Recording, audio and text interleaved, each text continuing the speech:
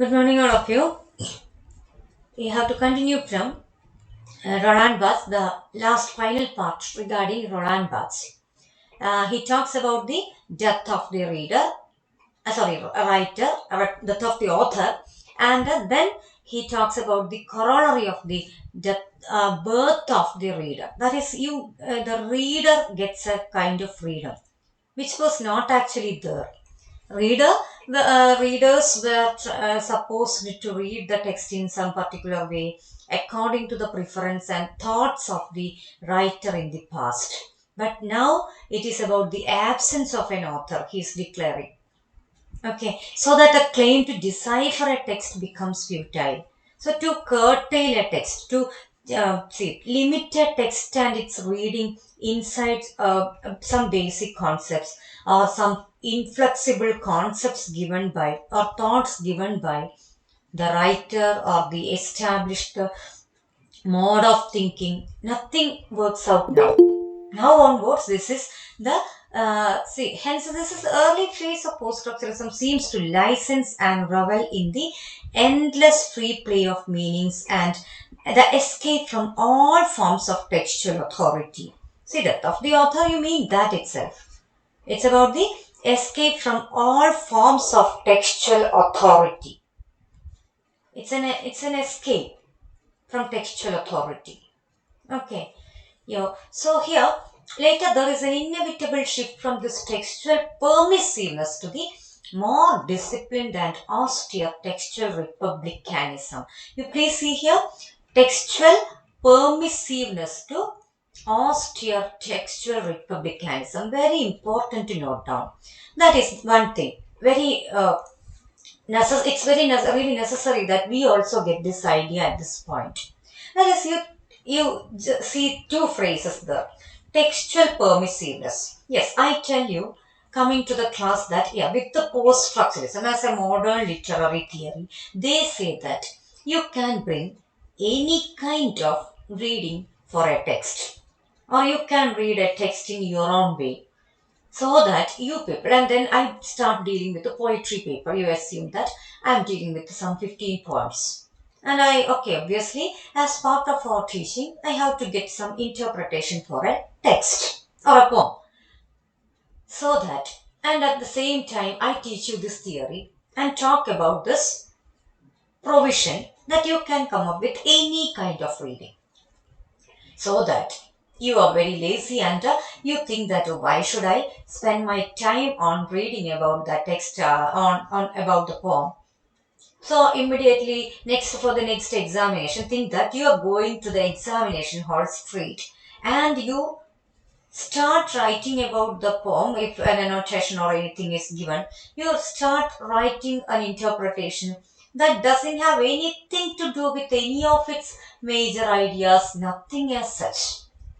So that this is you are exploiting the chance. That is not what you mean by deconstruction. That's why every time as a tag or as an emphasis we add, you can read a text in any way you want to, provided that you can substantiate your argument points. Definitely you can come up with the different meanings, different readings you can come up with. But you should say why you assert the hero to be a villain, or why you assert the villain to be a hero, why you assert the already declared better situation or happy situation to be very problematic. That is another reading. That's an entirely different meaning. Reading. Why did you declare gust to be or unwelcome status? How did you get this unwelcome status? It is only that it etymologically it connects to hostess. From welcome you cannot say that gust. I don't like gust coming to my home. So that I say this is a chance for us to attach it with the enmity. No. As you have already the provision in the language, the term is connected back already to the etymology, connects it to this idea of enemy, hostess. That is how you come up with a different reading. So that is needed, and that's why you talk about in deconstruction. This is later, there is an inevitable shift from this textual permissiveness. So when Roland Barthes talks about death of the author and the ultimate freedom for interpretation, there is a problem regarding textual permissiveness. Permissiveness is you're really free without any constraints in thought, in actions, in ways of living, style of approaching things. So that is textual permissiveness that may cause much more problems in interpretations. So that they are shifting to the more disciplined and austere textual republicanism. More disciplined and austere. What do you mean by austere? Very serious. But it's republicanism. You talk about India to be republic. You talk about different nations having republic, becoming republic. So that they have their own governmental system, they have their own controlling systems. Otherwise, no country just to declare independence and without having any government, any controlling, any court and law and court order, order. You cannot live in a nation. People will start robbing you, will start killing you. Why don't you kill a person whom you feel like killing? Because you're worried about the law. You will be punished. From where does this punishment or the system of law and order come? That is already there because our nation has its own system. It's our nation, it may be. So almost all the nations nowadays, now we can see all the nations are republics. So that it is somewhere systematic. But not in the way as you talk about despotic, as in a despotic situation. Well, you don't have any freedom. But textual permissiveness is almost like you are given permission and you are leading a radical style of life. You are dealing with your life and situations in a radical manner without having any control, nothing. But here it is disciplined and austere textual republicanism. Reader number one reads with all the authenticity and comes up with a new reading. Reader number two also does the same. The reading may be entirely different, but still the reading has an authenticity in his or her own understanding. It has the supporting evidence in the case of language, other thought processes, other concepts, facts everywhere, everything. Okay. So there is no. This is not about accepting or admitting some factual errors. That is, yes, I would like to come up with a new reading so that I'm talking something in a very casual style without having any factual, without having it. See, the reading doesn't have anything to do with our reasoning or logic. Nothing. That reading will not be accepted. This is just about the way you approach a text according to something, a kind of discipline, the kind of thinking that should be acceptable. There is no strict adherence to what it is already read by a group of people, which is already maybe a reading which is highly established. That is not a problem. To challenge such a reading is not a problem. But talking or interpreting a text, talking about a text or interpreting it without having any logical concerns, nothing as such is not what do you mean by deconstruction or post-structuralism. So that kind of a confusion may occur. Okay, so from Barbara Johnson, you get a quotation suggested in the quotation from Barbara Johnson. We'll see the quotation. It's very important to note down this. For her, deconstruction is not a hedonistic abandonment of all restraint. What do I mean by hedonistic? It's not a hedonistic abandonment. Hedonistic means you are seeking pleasure. You find out a pleasure, you feel a kind of happiness in throwing out, throwing away the established readings, meanings. You want to challenge the system at any cost, so that you are abandoning every logic.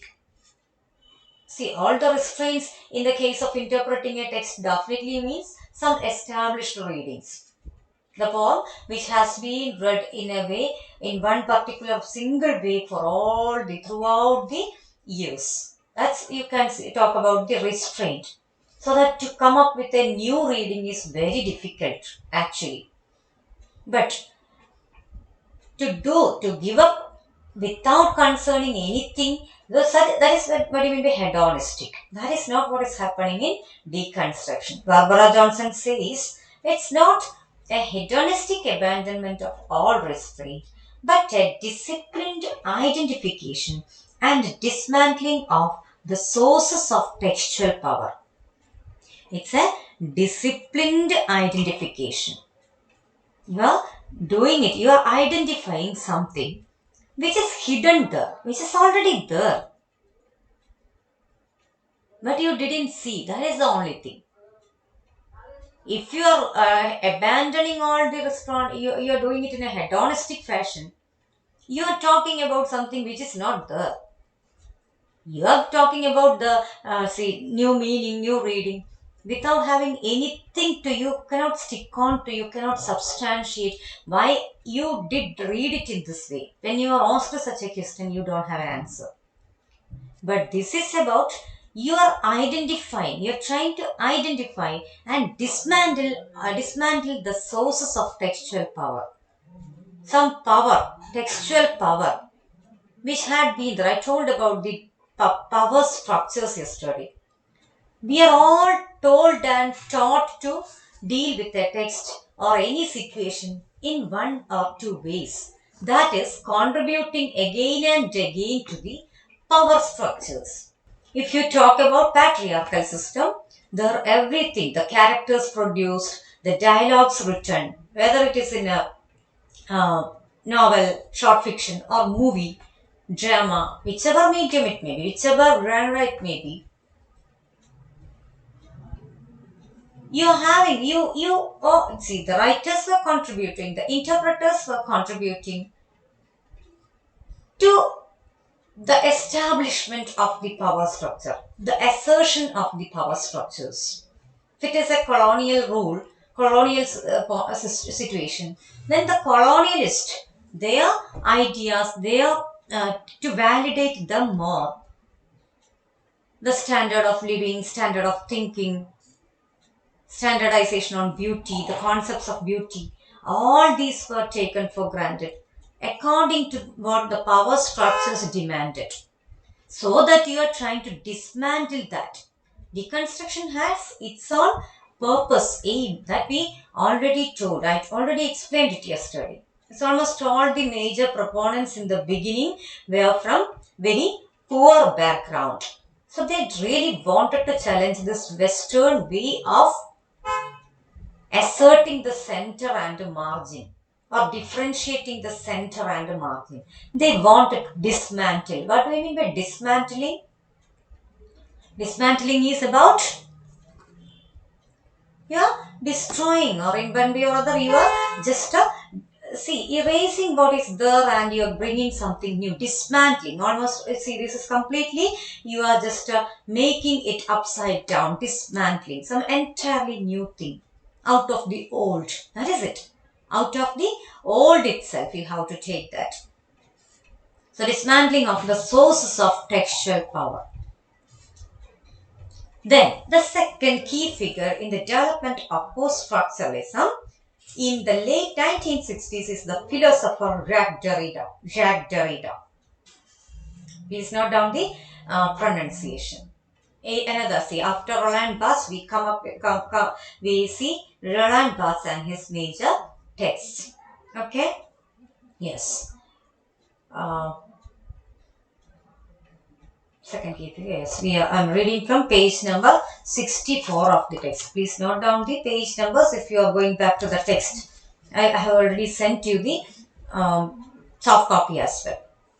So what about Derrida? Next one is Derrida. Indeed, the starting point of the post-structuralism may be taken as his 1966 lecture, Structure, Sign and Play in the Discourse of the Human Sciences. This is his essay.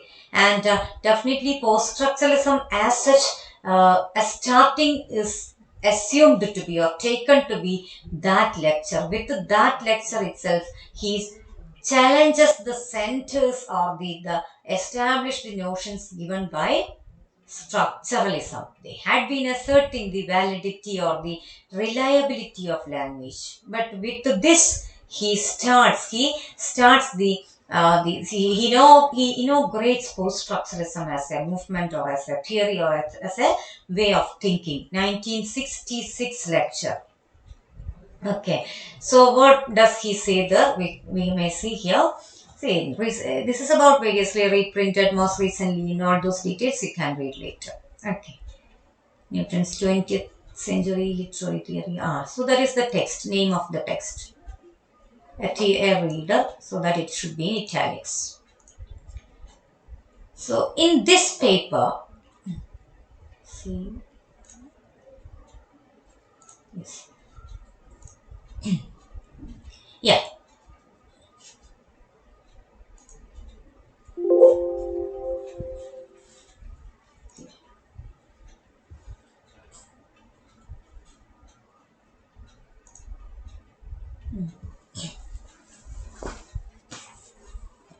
Just wait.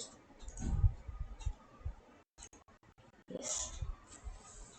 So Derrida sees in modern times a particular intellectual event which constitutes a radical break from past ways of thought. Radical way, it's an intellectual event which is a radical break from past ways of thought. So that's why I gave you the example yesterday regarding a wife beating the husband. So that 10 people watching the movie, at least 7 of them cannot accept the scene. Even though the husband is very problematic, making life difficult for the woman, on the spot you establish the thought of giving or paying respect to that position, that identity of a husband comes out. But at least 3 people start thinking in the different way. It's a radical break from the past ways of thought, so that you start thinking in a neutral way, at least in an unbiased. You're always biased. Our thoughts have been biased, so because we have been fed by the system which always promoted power structures. But here it is loosely associating this break with the philosophy of Nietzsche and Heidegger, some other philosophers, and the psychoanalysis of Freud. See, Derrida really wanted to take this or associate his major break or the major break in thoughts with the philosophy of Nietzsche, one of the major existential philosophers, Heidegger, and psychoanalysis of Freud. All these people brought a major changes in the understanding of human mind, human psyche, approach towards life. To talk about Nietzsche, that is about the way of thinking, defining human life and existence. Till date, how we approach life and situation, accumulation of wealth, all that. But existentialism, what do you mean by that? Existential angst. You are not new to absurd literature, existentialism, waiting for Godot. All those got introduced as an play. I introduced you that waiting for Godot and what is happening with the characters. They are waiting and waiting and waiting. Through such characters and portrayals, these existential writers, these existential philosophers. Actually, that is not a play by Nietzsche. Samuel Beckett. But they try to make us feel that all our condition, all our existence, human life is essentially absurd. We are all undergoing through this existential angst. So why do you think about this established ways, established thoughts, talking and thinking only in one way? That is the only better thing. This is something bad. That is the center of importance. We are good for nothing. All these thoughts have been existing together till date, or till post-structuralism started thinking about this breaking away with the past. That is almost a radical breaking away. Okay, the event concerns the decentering of our intellectual universe. You are trying to decenter the intellectual universe itself. What is this intellectual universe? We are talking the universe itself, the whole human thought process itself. Let's see, that was based on such thoughts, such prejudices, if you want to see. Western nation, Western culture, that is the only better one. Ours is not good. Our language is not good. All these thoughts have been given by some intellectual centers. That's not as natural as rain or thunder or lightning.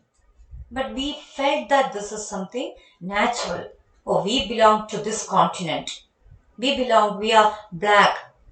We are not rich. So we have to obey them. We have to respect them. These are given by some intellectual centers. And now this is about decentering such centers. Every nook and corner of the thought or thoughts, we are trying to reconsider for decentering. Such centers are to be erased or challenged at least.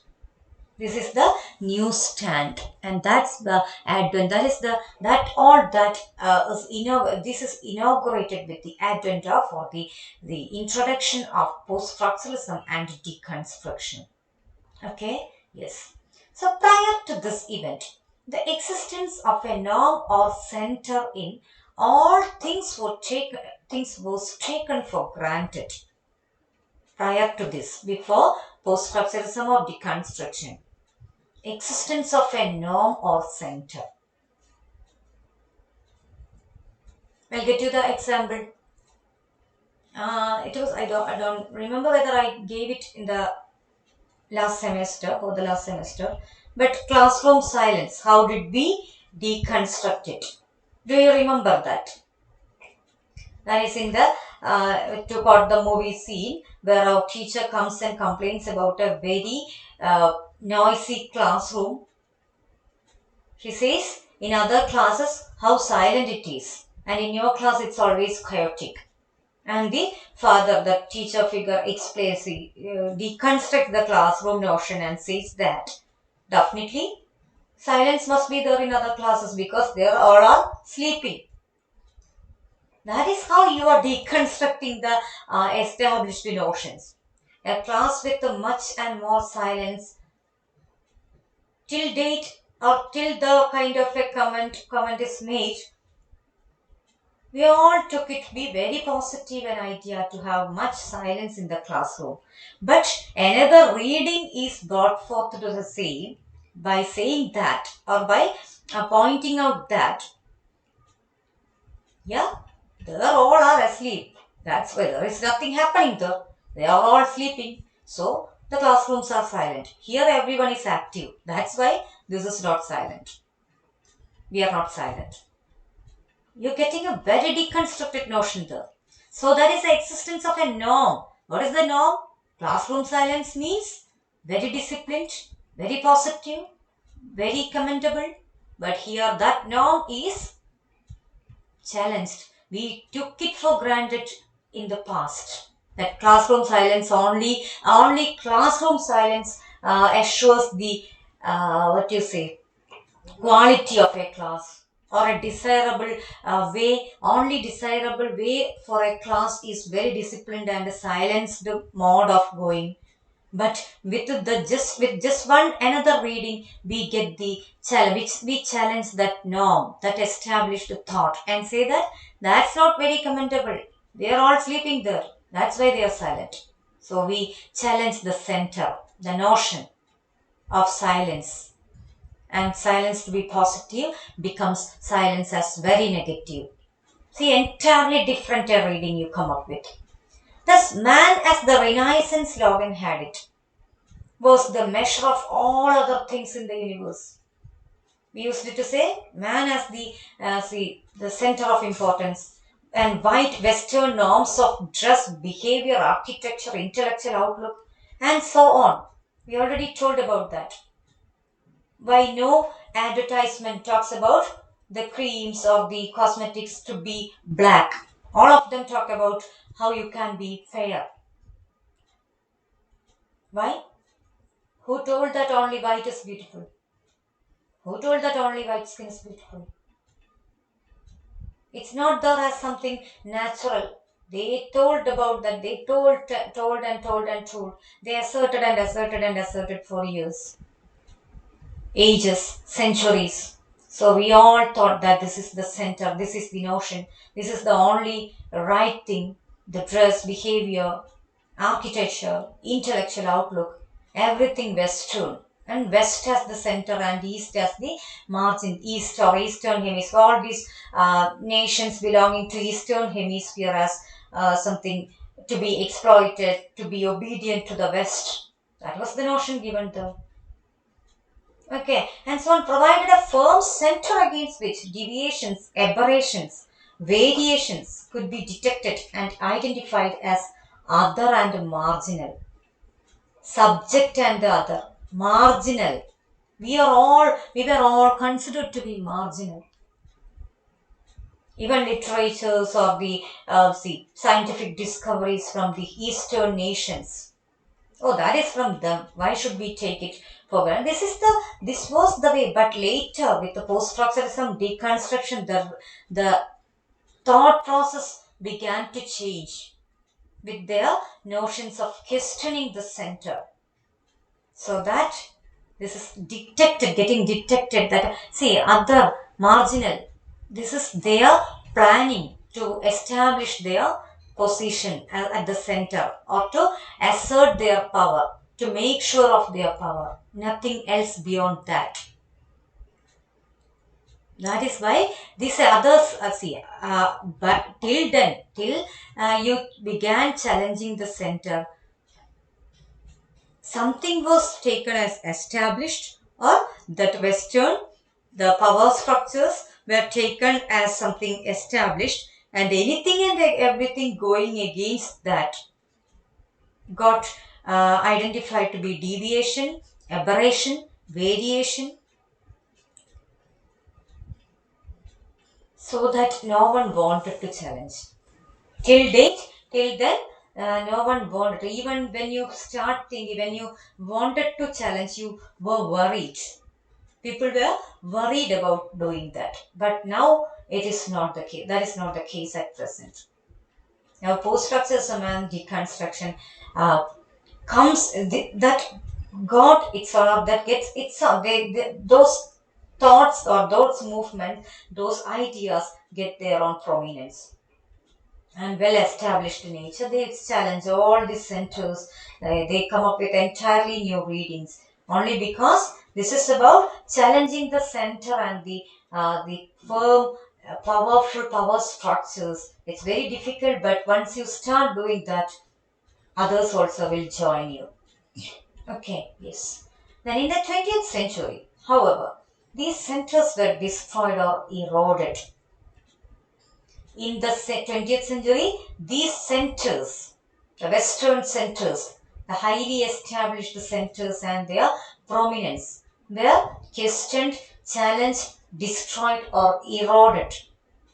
Sometimes this was caused by historical events. Very important. The coming paragraphs are very important. Yes. Certain historical events contributed to that. Hope you can connect it with the arrival of absurdism, absurd literature. We saw why did they start thinking about the fragmented narrative, character portrayal, some different kind of character portrayal, some absurd characters. Because first event is First World War itself. that destroyed the illusion of steady material progress. Please note down, it's not steady material, it's steady material. Steady means smooth and lenient. So it's in a very unidirectional fashion it was going. That is Western nations were progressing like anything with industrial revolution. They were becoming economically also, they were becoming very stable, established. So till First World War, all the other nations were looking at them with the awe and respect. But once World War started affecting every nook and corner of the world, both the winners and the losers got affected equally well. So this illusion of steady material progress was taken up to begun to be looked at from a different angle. Oh, Western nations also will get affected then. So why are they only getting all the respect as nations, as established establishment or the power structures? Why? Although they are also like us, they are also getting affected. So the center, the notion of them as the center is to be challenged. They also can be affected. So that was the lesson by First World War. And then, the way the Holocaust destroyed the notion of Europe as the source and center of human civilization. What is this Holocaust? Hitler, gas chambers, Holocaust. So what do you? Human civilization. They are the cultured people. We all are not cultured. We are Indians, Africans, other colonized nations. All are supposed to imitate them for being cultured. That was what they told us also. You are cultureless, you are barbarous. Your lifestyle is not good. Your thoughts are not good. You don't have any thing to do with culture and civilization. This is the way they asserted, and we took it for granted for a long time. But Holocaust, burning human beings in gas chambers and finding a kind of pleasure out of that. Is that you mean by civilization? No. So Europe is no longer the center of human civilization. Every nation, every other part of the world began to look at them with a kind of sympathy. That is, you are not cultured at all. So that culture, civilization, that center notion that established the notions on human civilization, them as this Europe as the epitome example, all those began to be decentered, challenged. People began to rethink about their culture, their civilization. So civilization itself began to be reconstructed, rethought about. We start rethinking. Oh, is it what we have to imitate? No, it's Holocaust. That is not civilization at all. So the respect, undue respect and undue importance you attached on them began to be rethought and deconstructed. Sometimes it happened because of the scientific discoveries. Wait, how to bold it is. Such as the way the notion of relativity destroyed the ideas of time and space as fixed and central absolutes. It's very important to note down certain scientific discoveries also changed our ways of thinking. Notion of relativity began to talk about the relative time, the felt time, Dury, only at a later stage, actually a part of this development later, we have a lot of scientific discoveries that contributed to the deconstructive thought, deconstructive process. In that, Bergson's theory. I don't know whether I mentioned this earlier. No chance. I will tell you. This is a time as we talk about 9:30. We started our lecturing at 8:30 or 8:20. So we just think about some 5 or 6 people who are here, very interested in listening. So they feel that this 1 hour is very fruitful, or 1.5 hour, it's very fruitful. So they never feel that the time is not moving. Time is flying. They feel like time is flying. Other few people who are not at all interested in the class feel that, oof, this 1 hour, why doesn't it come to an end? Why doesn't it come to an end? Every time you are looking at the clock and you feel this is the difference in felt time. Different people feel it in different ways. Think about an examination hall. A person with a lot to write feels that 3 hours is not enough. Even after 12:30, when the writing time is over, you feel like, hey, see, even now I want to write more time I would like to get. But a person who didn't prepare well feels like, so this 3 hours, why doesn't go at all? The other one feels it like flying. The first person feels it like flying. The second person feels it like crawling like snail. Okay, so this is just about the felt time. Just think about your going for a tour. 3 to 4 days. You feel like it is flying. Think about getting admitted in the hospital. Just 1 or 2 days. You feel that this is not moving. The time is. See, doctor says that yes, till evening you have to take drip. So just one evening. Just think about your being with your friends. You will not even realize how time flew. But in the hospital to stay or to lay idle, you feel that time is not moving at all. So that is the relativity. That's a theory. Notion of relativity, time, space. Those are not fixed. For person number A, 3 hours is not enough. For person number B, 3 hours not moving at all. 4 days are not enough when you are for a tour program, spatial difference. In the hospital, you feel like, oof, this is not over yet. This is the way the fixed and central absolutes are challenged.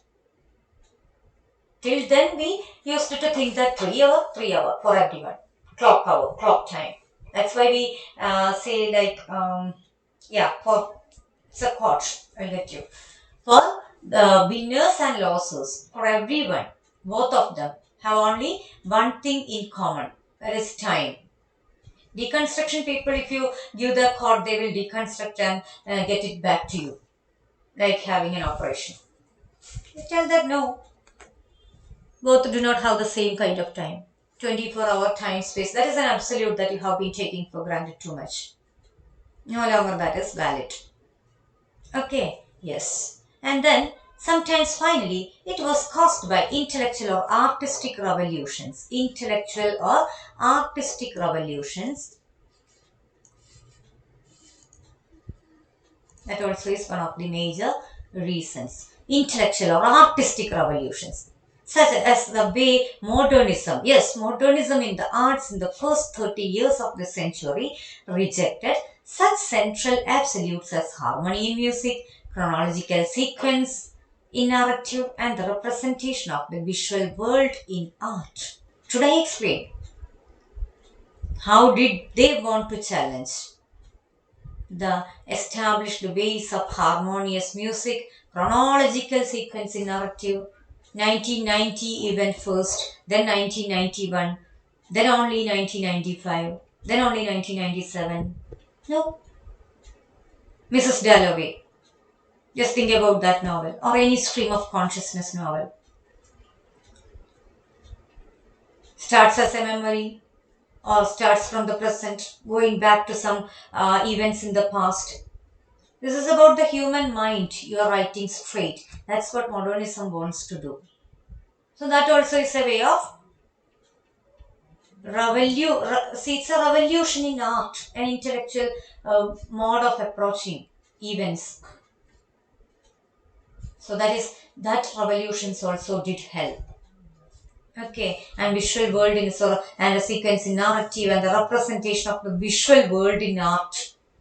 Nowadays we have modern art, where you saw in Pranjiyatan movie how Pranjiyatan says like a lot of meanings are there for this, looking at a picture, but he doesn't understand. In the past, we used to draw two hills, and in between in between sun, then some crows flying, 5 or 6 trees, if possible a hut.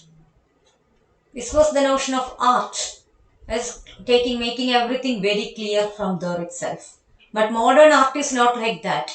That doesn't bring anything straight. You have to be in search of their meanings. Okay, so this is the way. This is the first 30 years of the century rejected all such established ways of representation. So that also is an event, that is intellectual or artistic revolutions in revolutions as such. All these contributed to the deconstruction of established centers. First World War, Holocaust, scientific discoveries, then intellectual or artistic revolutions. Okay, yes. Uh, yes, now it's time. Thank you so much for listening. Next part we will deal in the next